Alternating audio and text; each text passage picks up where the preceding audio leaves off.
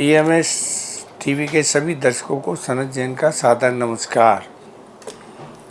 अब भारतीय जनता पार्टी के उम्मीदवारों को भी ईवीएम के ऊपर विश्वास नहीं रहा। पिछले 10 सालों से हमेशा भारतीय जनता पार्टी ईवीएम और चुनाव आयोग के पक्ष में पूरी तरह से खड़ी हुई थी और ये कह रही थी कि ईवीएम में कोई गड़बड़ी नहीं हो सकती है। और भारतीय जनता पार्टी ने इन 10 वर्षों में कभी भी ना तो ईवीएम के खिलाफ आवाज़ उठाई, ना वीवीपैट से मतदाता पर्चियों की गिनती की मांग की। और भारतीय जनता पार्टी ये मान के चल रही थी कि चुनाव आयोग जो भी वीवीपैट और ईवीएम से चुनाव करा रहा है वो 100% सही है, और उसको लेकर वो चुनाव आयोग के बचाव में भी भारतीय जनता पार्टी खड़ी रहती थी। लेकिन 2024 के लोकसभा चुनाव ने स्थितियों को पूरी तरह से बदल दिया है।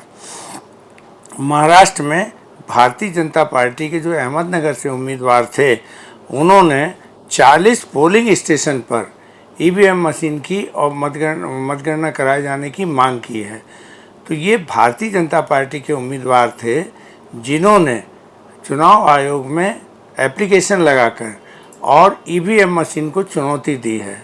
तो अभी तक भारतीय जनता पार्टी विपक्षी दलों को हमेशा घेरती रही है कि हार जाते हैं तो ईवीएम के ऊपर दोष मढ़ते हैं।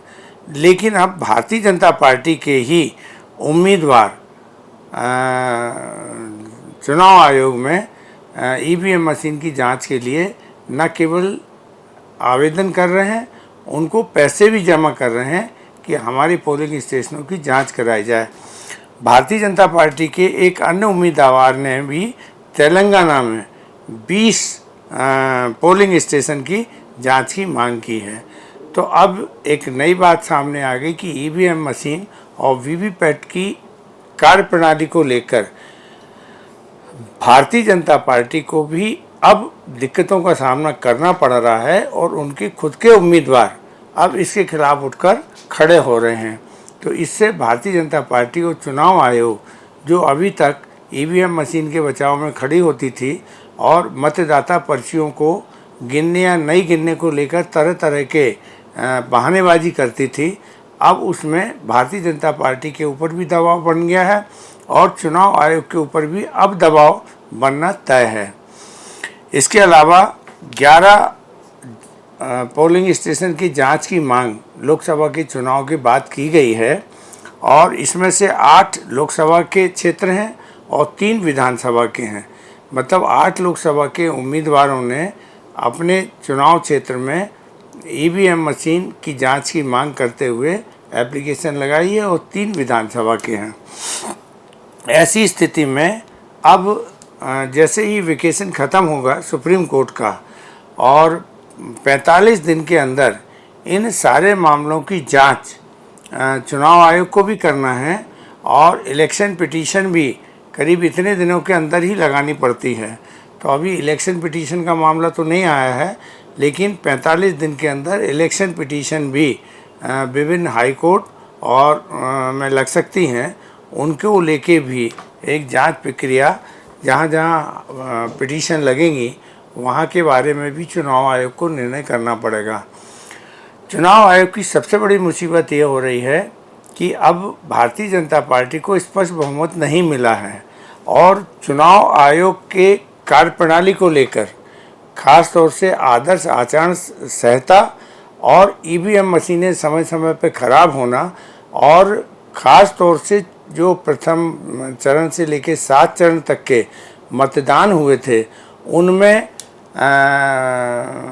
वोट कुछ डले थे और बाद में उसके परसेंटेज कुछ और बताए गए। तो जितना विवाद 2024 के लोकसभा चुनाव में देखने को मिला है, इसके पहले कभी नहीं मिला। निश्चित रूप से यह मामला सुप्रीम कोर्ट में जल्द सुनवाई के लिए जाएगा और चुनाव चलने के दौरान सुप्रीम कोर्ट ने कहा था कि हम बीच में हस्तक्षेप नहीं करेंगे। लेकिन जिस तरीके की स्थितियां बनी हैं तो उसको देखते हुए अब ये कहा जा रहा है कि बहुत जल्दी ये लोकसभा चुनाव को लेकर जो भी चुनाव आयोग से संबंधित शिकायतें हैं, विवाद हैं, उनको लेकर जल्द ही सुप्रीम कोर्ट में सुनवाई शुरू हो सकती है और इसके लिए लोगों ने एप्लीकेशन लगाना और शीघ्र सुनवाई की मांग करना शुरू कर दी है। इससे चुनाव आयोग की मुसीबतें बढ़ेंगी और चुनाव आयोग ने जो जो दावे सुप्रीम कोर्ट में पहले किए थे, जब चुनाव की पहले मतदान की अधिसूचना जारी हुई थी, उस समय जो सुप्रीम कोर्ट में जवाब दावा पेश किया था, ठीक उससे उलट ये सारे काम लोकसभा चुनाव में हुए हैं। तो हर चीज़ जो उन्होंने दावे किए थे वो दावे उनके सही प्रमाणित नहीं हुए चुनाव आयोग के। ऐसी स्थितियों में अब चुनाव आयोग और लोकसभा 2024 के चुनाव को लेकर भी कोई बहुत बड़े निर्णय सुप्रीम कोर्ट से हो सकते हैं, जिससे आगे आने वाले कुछ सांसदों के ऊपर इसका असर भी पड़ सकता है। पहली बार ये भी हो रहा है कि ईवीएम मशीन की कार्यप्रणाली को लेकर जो सुप्रीम कोर्ट के आदेश पर जांच करने की सुविधा उम्मीदवारों को दी गई है, तो पहली बार देश में ईवीएम मशीनों की जांच करने की प्रक्रिया की शुरुआत हुई है। अब इसके परिणाम क्या आते हैं, कैसे होगी, अभी तक चुनाव आयोग ने इसके बारे में कोई गाइडलाइन भी नहीं बनाई है।